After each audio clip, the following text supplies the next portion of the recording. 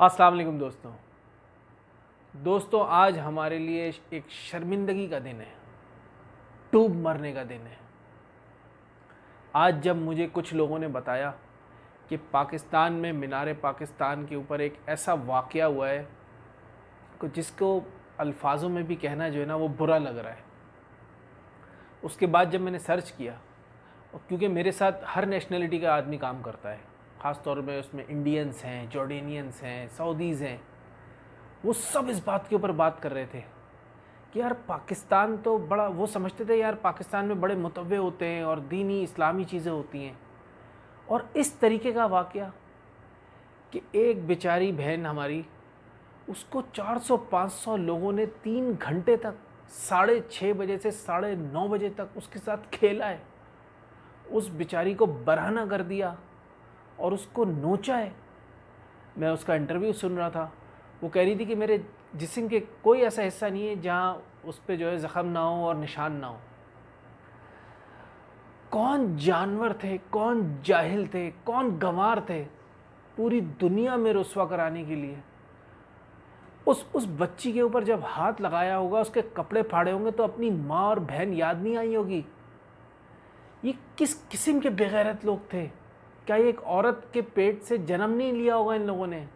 कैसे जानवर हैं। और उस पर उसकी वीडियोस भी बनाई हैं और सेल्फी टाइप की वीडियोस बनाई हैं। किस कदर गिर चुके हैं हम, किस कदर घटिया हैं हुए हम।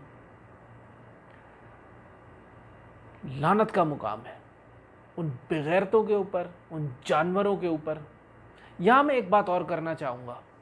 पहली बात तो जो लोग उस बच्ची को कसूरवार कह रहे हैं कि उसने ऐसा क्यों किया, उनके ऊपर भी लानत है। भाई कुछ भी था, लेकिन जो हुआ है इसका तो कोई तुक नहीं बनता, इसका तो कोई जवाज़ ही नहीं है। देखें, फहाशी जो होती है ना, मुझे याद है मैं लास्ट टाइम बिज़नेस ट्रिप पे गया था लाहौर, वहाँ पीसी होटल में। वहाँ पे जब मैं बूफे खाने गया तो वहाँ पे तवाइफ का नाच हो रहा था, तो मैंने अपनी टेबल बाहर की तरफ लगवाई, पूल की तरफ, वहाँ बैठ के खाया। शराब खाना वहाँ ओपन खुला था। मुझे वहाँ जिनके पास मिलने गया था उन्होंने मुझे दिखाया, बाकायदा बच्चियाँ छोटी छोटी और उनके साथ कोई बड़ी उम्र की औरत उनको वहाँ होटल में लेके आई हुई डील्स करने के लिए। टैक्सी वाले ने मुझे बताया कि रात में आप निकले तो यहाँ रोडों पर दरख्तों के पीछे जो हिजड़े होते वो उनकी यहाँ बहुत डिमांड है। आप देखें तो मैंने जब गाड़ी से देखा तो वाकई खड़े हुए थे, कह रहा था यहाँ पे इनके साथ भी ज़िना होता है।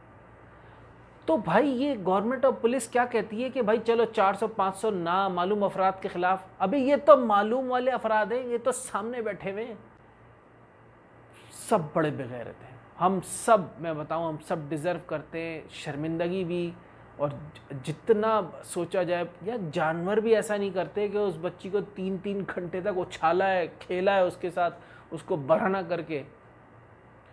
क्या फीलिंग होगी उस बच्ची की और उसके माँ बाप। और ये जो बेगैरत जिन लोगों ने अपनी वीडियोस तस्वीरें बनाई हैं उसके साथ इस तरीके से, अपने घरों पे नहीं गए होगे बेगैरतों, अपनी माँओं और बहनों को नहीं देखा होगा।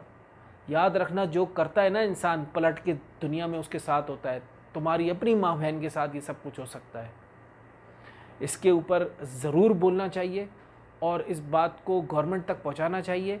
और ख़ास तौर पे जो फहाशी आम है, जो पहले से मौजूद है, उसको तो ख़त्म करो।